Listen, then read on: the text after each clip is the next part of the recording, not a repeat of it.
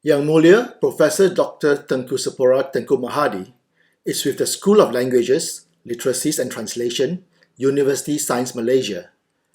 She possesses a PhD with a thesis in legal translation and a master's in translation from the University of Surrey, United Kingdom.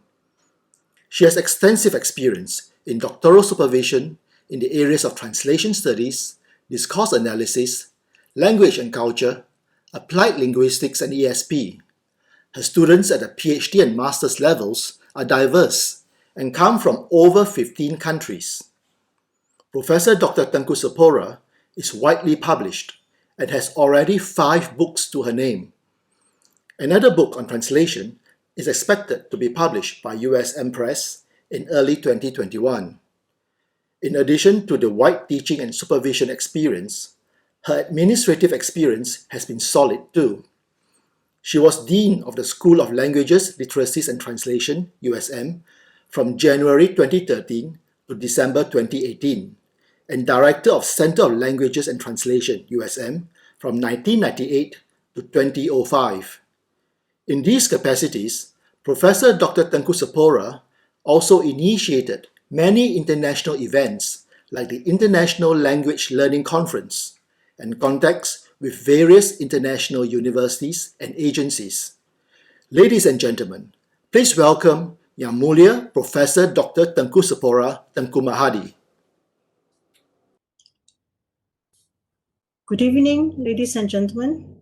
My name is Tengku Sepora. I shall be speaking to you today on the subject of how language change can affect culture and identity, with specific reference to the Penang Straits Chinese Hokkien. Before I begin, allow me to thank Yang Berbahagia Datuk Tan Gin Soon, President of the State Chinese Penang Association, and to thank the State Chinese Penang Association for inviting me to speak, to be one of the speakers this afternoon. I'd like to specifically thank very much Mr. Jack Ong Cheng Teck for approaching me to speak and also for believing in my ability to speak on this subject. And I'd like to thank all of you for being here today with me. Hopefully this 30 minutes or so will be beneficial, will be something that be useful. All right, ladies and gentlemen, I'm going to share some slides with you, and then okay, I'll be speaking about. Sorry, I will be.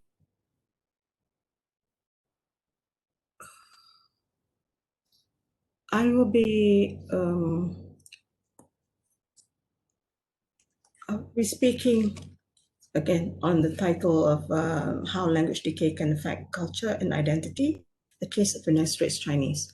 I shall be talking about 3 key concepts: identity, language, and culture. Identity, of course, the Penang Straits Chinese identity; language, Penang Straits Chinese Hokkien; and the culture, Penang Straits Chinese culture. And to start the presentation, as I said, I'm going to speak about identity. On the screen, there are several photos here. There are about 33 people in the photos. And these people are, 33 people outside, excluding myself. I apologize, I'm in several of the photos because these photos are from my collection. And by looking at them, can you please, would you be able to tell the nationality of the people in the photos, excluding myself, of course? Would you be able to tell the ethnicity of these people by looking at them? For me, of course, I can tell because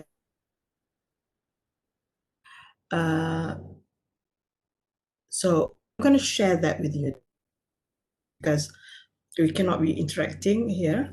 So I'm going to share the nationalities with you.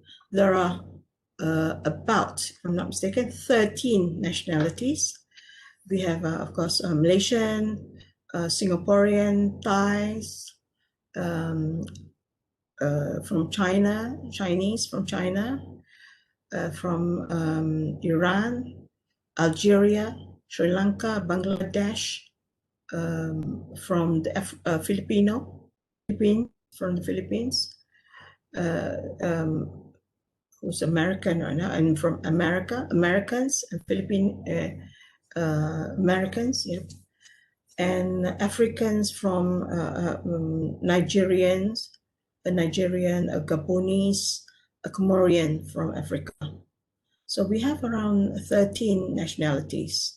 That means they come and they have the from certain countries in there. What about the ethnicities? We have Chinese, but we have American Chinese, we have Singaporean Chinese, we have Thai Chinese, China Chinese, we have Malay, Siamese Malay, Malaysian Malay, we have Sri Lankan, we have Indians, we have Malaysian Indians, or we have Sikhs, we have Punjabi, Sikhs. So different ethnicities. Can you, by looking at the photos, can you tell the nationality and the ethnicity of a person? Can you tell with certainty the nationalities and the ethnicities of a person? I think it's quite hard, because especially if they're not in their traditional costumes. Okay, so it can be quite hard to do so. But is it important to have an identity? I think if you're here with me listening to this, or you're in this colloquium, you would be, you think the identity is important. The identity of the Penang Straits Chinese is important. Okay, if you look at on the screen, there's Abraham Maslow used to have proposed a hierarchy of needs. Humans have 5 levels of needs. The first 2, physiological and safety needs, we're not going to touch, discuss much here. The 3rd and 4th are the things that are quite interesting to me, because it applies to our topic today. Sense of belonging. We have a sense of belonging. It means we need to be a part of a group. We have an identity. Then you feel a sense of belonging. If you're Malaysian, you feel a sense of belonging to Malaysia as a Malaysian. So belonging to a group means belonging to a group because of certain values or identities that we, values or positive values that we associate with that group. So we feel like we have certain things that put together in the same group. So from that, we can get what we call esteem, respect for ourselves because we are part of that group, and we have respect from others because we are part of that group. Okay, so it's about sense of belonging and esteem. So identity is very important. So as I mentioned, if you're here today, obviously you have some interest in the identity of the Penang Straits Chinese. So what makes the Penang Straits Chinese identifiable? What is it as an identity? How can it be identified? Okay. When we look at it earlier, we can tell whether they're Chinese or non-Chinese. But that nationalities, other nationalities, we can't tell clearly. Okay. Now let's just focus on the Chinese. We're going to simplify things. We're just going to look at the Chinese, the Malaysian Chinese, as opposed to Singaporean Chinese, American Chinese, Chinese from China, and so on. So we'll focus on Malaysian Chinese, and within that, we're going to look at the Straits Chinese or the Peranakan group, as opposed to the non-Straits Chinese, the other Chinese. And within the Straits Chinese, again, we're going to further distinguish between the Penang Straits Chinese and the Malacca Straits Chinese, because I've been told that the bigger population of Straits Chinese are or were from these localities, the Penang and the Malacca. There may be in other places as well, but these are the bigger ones. So we're going to concentrate on Penang Straits Chinese. I'd like you to look again at the screen. There are a lot more photos here, and a lot of faces which or who look like Chinese.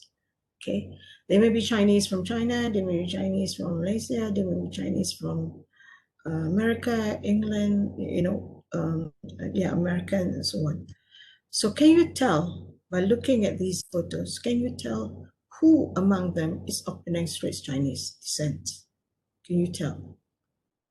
For me, of course, it's difficult for me to tell because I'm not from the community, but I can, I may have an idea, I can guess on the things that I think would be the features of Penang Straits Chinese, but I'm far from sure, okay? So you might be able to tell. So if you see there's pictures of individual people in here, can you tell who among them is of Straits Chinese, or who among them are of Straits Chinese? Okay.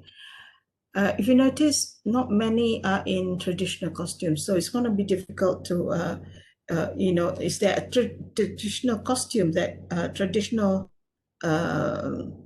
dress that can be associated with the Straits Chinese? But looking at these photos, not many are in some sort of traditional dress. So how can we be more certain? So that is why we're speaking about language. Because language is a thing that can help to identify a person. If a person comes from a certain area, from a certain place, language is a thing that can help to identify, give us, we can guess the identity of the nationality or the ethnicity by the language that they use or they speak. Okay, and the Penang Straits Chinese was said, I use the word were because that time it may have changed, was said to be identifiable from other Chinese in terms of their language and culture. The Penang Straits Chinese was said to be identifiable from the Malacca Straits Chinese in terms of their language too.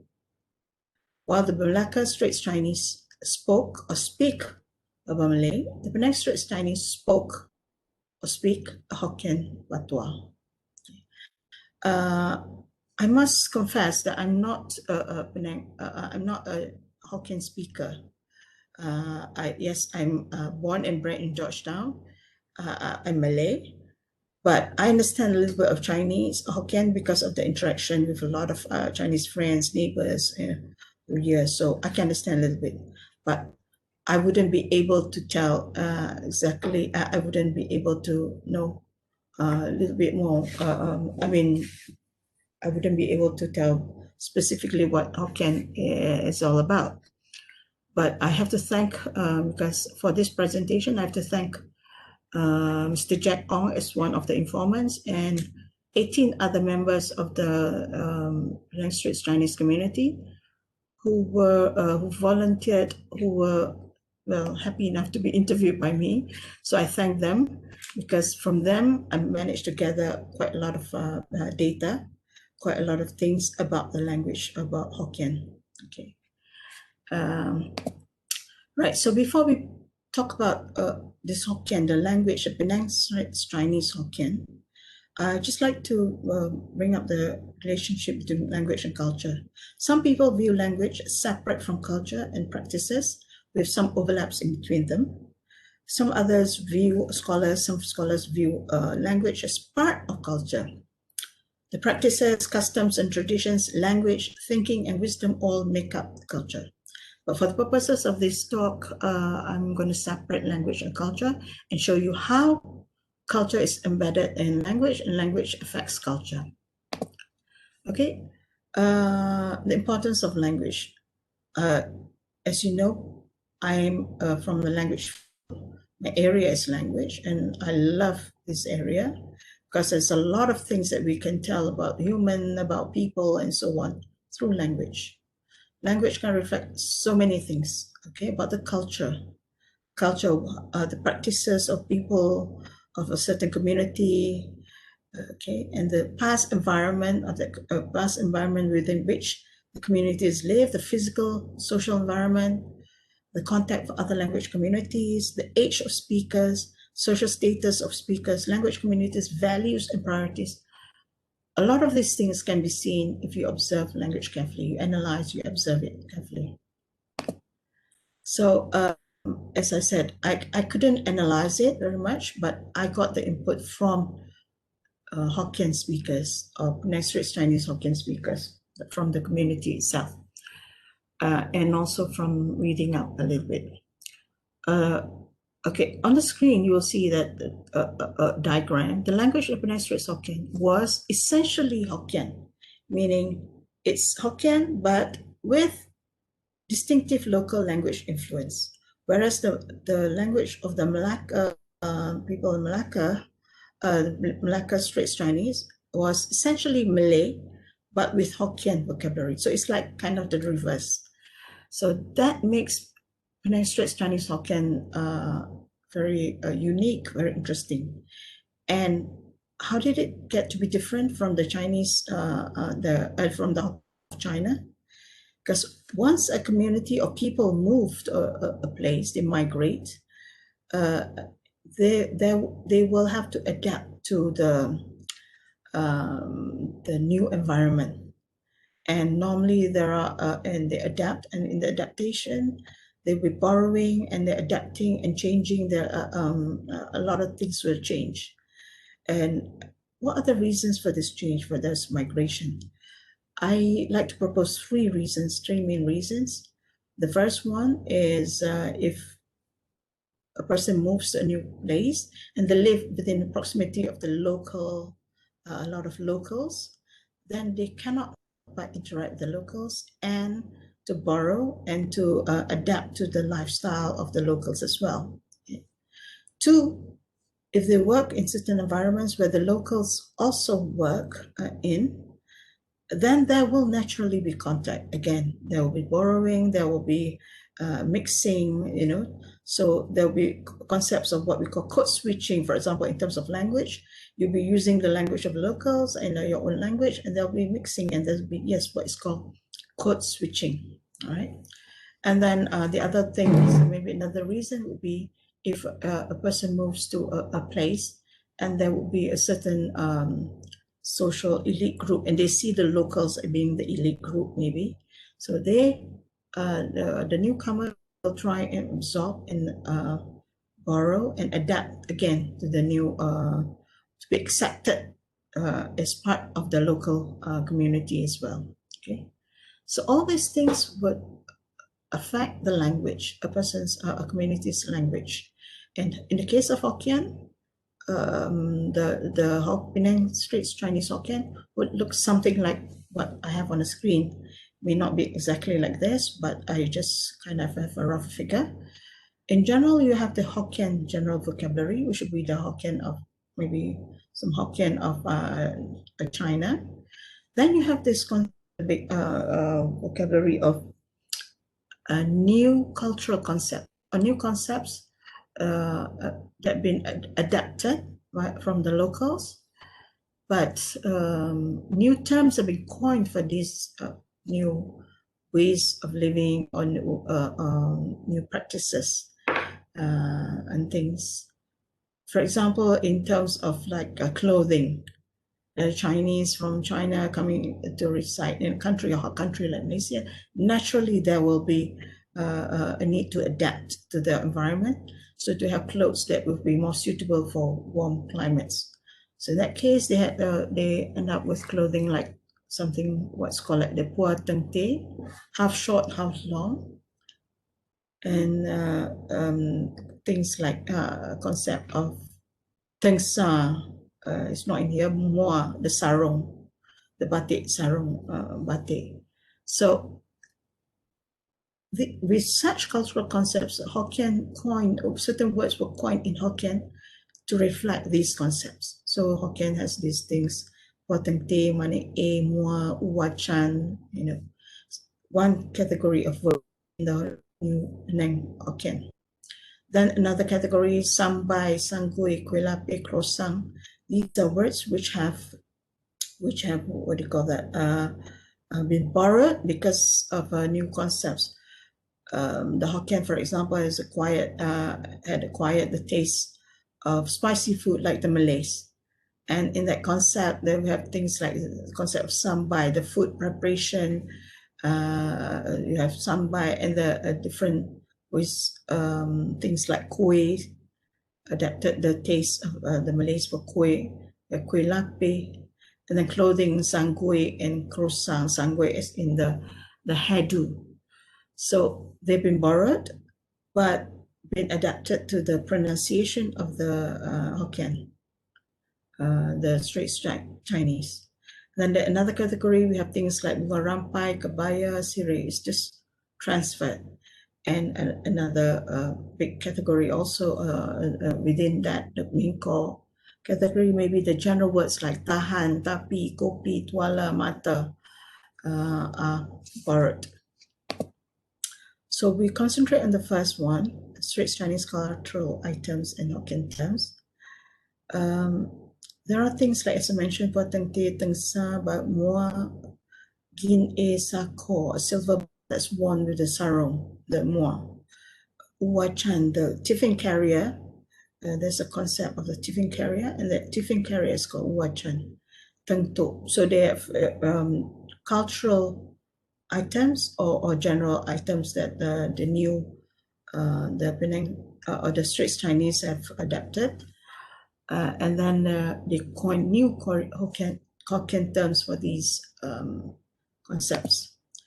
If you look at this, I'd like to share these photos just to show the difference between the clothing of the Nyonya and the clothing of the Malay clothing, the Kabaya, for example. So the Nyonya has this concept of Tengsa, baju panjang. It's similar to the Kabaya, the Malay Kabaya, if you look at the length and the way it's open in front. And to go with it is the krosang, the brooch, and krosang bintang. So there are similar concepts, okay? But they have different names in there. And then again, as I mentioned, the Straits Chinese, the tangible culture of the Puateng, tangible culture, new creations of the Kabaya, or what's called the Puateng Te, the half long and half short, but they've been created and they've a name for it, Puateng Te, but currently, and people have a new term, the term Kabaya, Nyonya Kabaya superseded the term Puateng Te. So it's kind of a pity. Another category of words, as I mentioned, with reference to the earlier diagram, is a transference. All these things have been borrowed and transferred naturally. Okay, and so it's direct transfer and with exact waves, pronunciation, similar spelling, everything. If you look at it, there are things like concept of food, or things to use in preparation of food, bunga telang, cukur, bunga rampai, the purple ones, and concept of kueh. Then we have things like general concepts of agak-agak, or I like this concept, agak-agak, meaning when you cook, the measure is very, is up to taste. So there is no definite measure. So this concept of agak-agak, in the Malay cooking, that's what they do. They don't have an exact amount. What you feel like putting in, how much you feel like putting in, it's up to you, according to your taste. So the Nyonya cuisine, Nyonya adaptation in terms of food has also taken, applied this concept, agak-agak. Then we have things like sedap, kasian, general concepts here. And also things like kopi, tongkat, anting, mata, tuala. If you look at the word mata, it's interesting. If you look at the word mata, the Malay concept right now is, it used to be mata-mata, means police, but currently we use the word police rather than mata-mata. But the Hokkien absorbed the word mata-mata and shortened it to just mata to refer to the police. So that's one development of Hokkien. So it becomes like a Hokkien word in that sense. Then we have a category with Hokkien plus Malay and Malay plus Hokkien. Kong Pele Pele, Hokkien plus Malay. I like this concept and I'll be expanding in a short while. A very important concept, I think, in the development of Hokkien. Be Tahan Raja Chio is for Raja, Pisang Raja. One Peng Lang. And then we have all the ones on top. Kulit Tatai, Manik E with the Malay and Hokkien and Malay, Malay and Hokkien, sorry. Then this concept of Kong Pele Pele is the word Kong is Hokkien, Pele Pele is Malay. something like cakap pelat in Malay, or cakap pelet, which is speaking in a not the accepted, standardized Malay pronunciation. So the Malays would say cakap pelet if you're talking about somebody who's speaking, but not of the accent of the local Malays. Okay, so this is something like naturalized vocabulary. So the Hokkien, the Chinese borrowed it, and it comes naturalize it to their own, adapt or naturalize it to their own tongue. So leads to Hokkien pronunciation of Malay words and leads to new Hokkien vocabulary. And if we document this, we capture this in the written form, there will be a change in spelling. There should be a change in spelling. For example, the words orang, instead of saying orang, is the Chinese says lang. Daun, laun. Raja, laja. Okay, so we'll see more of this in a short while. So you look at this, kong pele pele, naturalized vocabulary on the screen. You can see on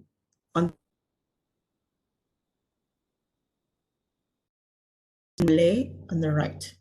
So there is a change in pronunciation. So this kong pele pele has helped to create new Hokkien words of Hokkien vocabulary. So if you look at it, you would not think that it's a Malay word. It's a Hokkien, Chinese Hokkien word. It's part of the Hokkien, Penang Straits Hokkien vocabulary. Laun kalok instead of daun kaduk. Laun panlan instead of daun pandan. As I mentioned earlier, sambai instead of sambal. Okay. Other examples of borrowing with or without adaptation. Things like the word comel, come, kusmangat, and you have food like nasi ulam, perut ikan, kangkung, belacan, so on. Perut ikan is an interesting concept because the words are Malay, perut ikan, but if I'm not mistaken, it's not a Malay dish, it's a Nyonya dish. So whereas in Malay, perut ikan is the insides of the fish, but it's not a dish. Okay, so that is another borrowing adaptation that's quite interesting because they borrowed using the Malay words, but it's become part of the Hokkien vocabulary. Okay, and and below we have batu, bedak sejuk, tepak sirih. These were also from old Malay vocabulary, and some may not be very used already now. And if you talk about clothing adaptation, normally when you move somewhere, the first things that you will adjust to will be clothing. Another thing will be food, of course. Okay, clothing, and with the puateng te, and then later being referred to kabaya, and then the concept, the new creation of nyonya dresses would have like kabaya renda, kabaya lenla with the embroidered with lace. Nyonya sulam, kabaya sulam, concept of ketuk lubang. So some of these concepts are there also in the Hokkien vocabulary and Nyonya vocabulary. Then we have this concept of, I like this concept of croissant to. Croissant to croissant is Malay. To is actually said to be the word in Hokkien for peach or paisley-like design. So the croissant to is the croissant or brooch that is shaped like a peach. So this is an interesting concept actually. Okay, and one, I think, important feature of Penang Straits Chinese that may have been lost or that's not so obvious now is the concept of lape. Lape, it comes from maybe from the Malay word lapik. Lapik means layered. So when you talk about lape, it's similar to the cakap berlapik, being refined in speech and manner. If you say lapik lah sikit, berlapik lah sikit, it means you speak, but you don't want to sound too hard. So you speak and use words or ways of expressing yourself, better ways of expressing yourself that softens the blow of certain things that you want to say. So in Hokkien, they have this concept as well, especially with things like cultural and linguistic do's and don'ts and pantangs. There are certain words that Hokkien will never use or should not use because it will reflect something that's crude or obscene or harsh. Okay, and there are certain things that they would avoid saying because, for example, for a cute baby, they might not say a cute baby directly in Hokkien because that would be spiritually, it may not be so good for the baby, so they will use other ways to do that. So that's part of, to me, it's part of the concept of lape. And there's also one more thing about the concept of lape. I put this Siku under the concept of lape in here because this concept of Siku is about figurative expressions. How can they have, it's an interesting concept, like I think how the language captures, make it a little bit more refined by putting it in a nicer way. Okay, for example, if you see on the screen, there are 3 examples of Siku. You can read that from the screen. One example is the Chung Kui Hai Bohun. Is said to be equivalent to an ungrateful person. If you want to say somebody is ungrateful, you don't want to just say this person is ungrateful. So you might want to be softer in your approach by using such a figurative expression. Or like the thing, Ling Kao Ling, Hong Kao Hong, Ngui Ku Kao Tambong. Supposed to be like birds of a feather flock together. In other words, people of a certain group, they fraternize together. They fraternize, people fraternize with people, other people of the same nature. Okay, so that can be said, when it's said in that way, it becomes softer, it becomes better. Okay, those are the features of the Penang, some of the features of Penang Straits Chinese. There may be more, and I may have left out some things, but the important thing is that there are things that make it distinguishable from the Chinese, the Hokkien of the forebears in China or other places, and also from the language of the Straits Chinese of Malacca. In the next few slides, I'm just going to show you, quickly run through examples of the differences in vocabulary of the Penang Hokkien, Penang language, Straits Chinese language of Hokkien, and the Malacca Straits Chinese language. So if you look on the left, with the Penang ones, Teng Te, Teng Sa, Wacan, Wane A, a lot of things, Gui, Gig Pai, Chin Choi. So if you look at them on the right, Malacca and Singapore, most of the words are in Malay. Kebaya, baju panjang, kot tingkat, everything, practically everything, kawin masuk, all in Malay. And again, next page, you see in on the Penang side, you have a combination of the, as I mentioned earlier, maybe some Malay words and some Hokkien, and some transferred, but with changes in spelling. Whereas on the Malacca side, it's more of, there are different names, different references. Okay? The word Tai, Liante in Penang, in it's Rantai, what is Rantai, of course. Again, there are more examples, like the Penang says Walang, kita orang, the Malacca is a kita, inclusive, Lanlang, Lulang, Lu orang. In Malacca, they're using the word Lu and orang, whereas in Penang, it's a Lulang, Lang, and so on.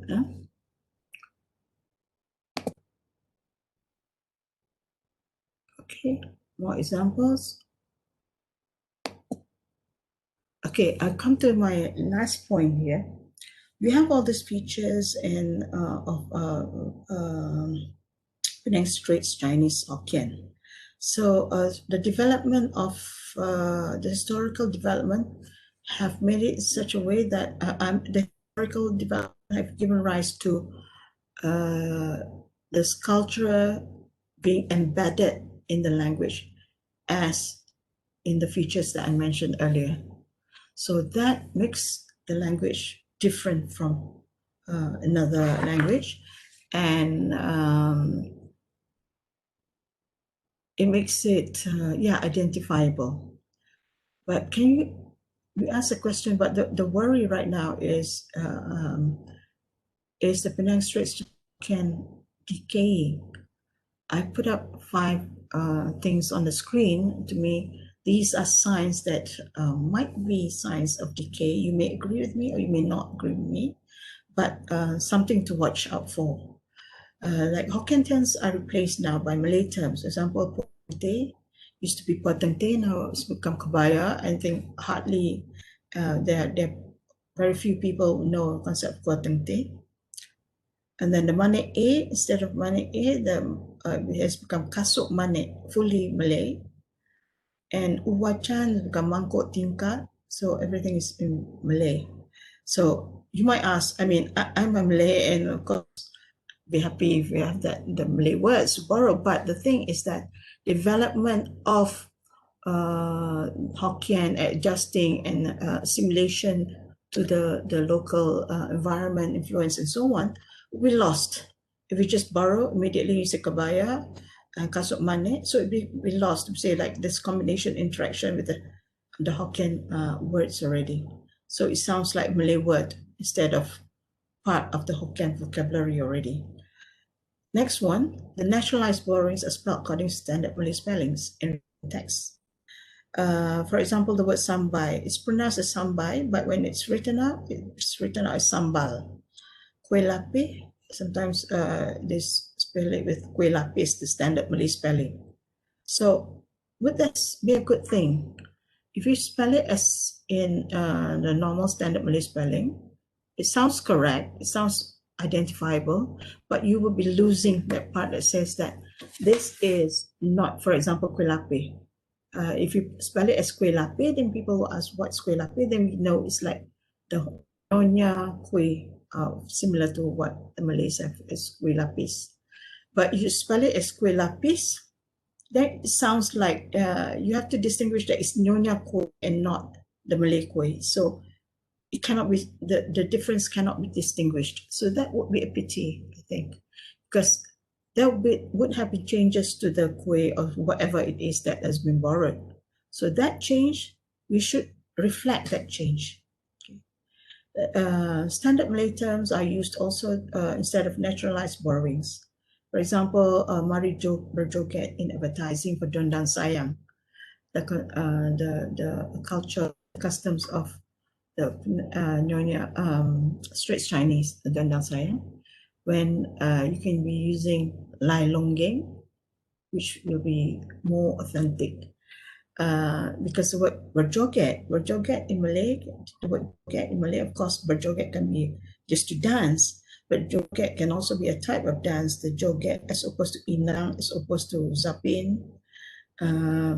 So whereas the concept of the dance decades ago would be concept for ronggeng, tarian ronggeng.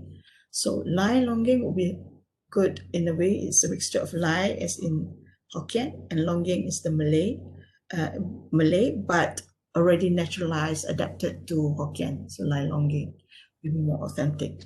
Then there's aesthetic aspects of the Hokkien, like the concepts of lape and Siku, are no longer understood or known to the current generation. Not many people, I think, are aware of the concepts of lape or Siku. This concept of lape is very, very important in a way. It's significant not just for Hokkien, but in any language which have this concept of lape, it's important to retain. It creates a beauty in the language, and it's also good for posterity of the language, to effect a better communicative action. And the last point, signs of decay, is that Hokkien Pito is less frequently used, even within the community. So it's been superseded by maybe Chinese, Mandarin, or maybe English. Of course, it's good to use Mandarin, Chinese, and English for certain situations, contexts, and so on. But to lose Hokkien, it would be a pity, because that would be a loss of the culture and the historical and cultural development of the community, and for the country, and for the state and the country. Right. So I'd like to conclude by saying that to preserve the identity of the Penang Straits Chinese, the Penang Peranakan Chinese, and to distinguish it from the Malacca Straits Chinese, Malacca Peranakan Chinese, the science of decay, as I mentioned earlier, in the Hokkien patois, with the Nyonya culture it reflects, should be taken seriously. You should take it seriously. If you just let it be and not be do something to control it, then you will lose language. Even if there is not much that one can do to increase the frequency of usage, one can try to retain the uniqueness of the vocabulary, the terms, for example, that can reflect the history of cultural development.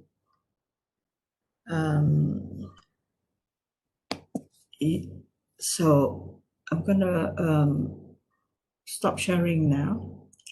Kamsia. Before I stop sharing, I'd just like to acknowledge some people who have contributed, as I mentioned, to my talk today. And so the points that I put up are points that of my opinion and findings from my few interviews that the interviews that I've done, and from a bit of reading up. So you may agree with me or you may not agree with me. If you have anything that you would like to share with me, please do so later. And thank you once again, for staying with me for the last 30 minutes or so. Thank you. Bye-bye.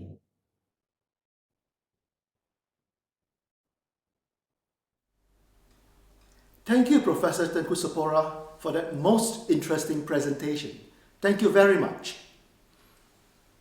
Ladies and gentlemen, our next speaker is from New Zealand, and she was looking forward to visiting Penang again as part of her participation in this colloquium.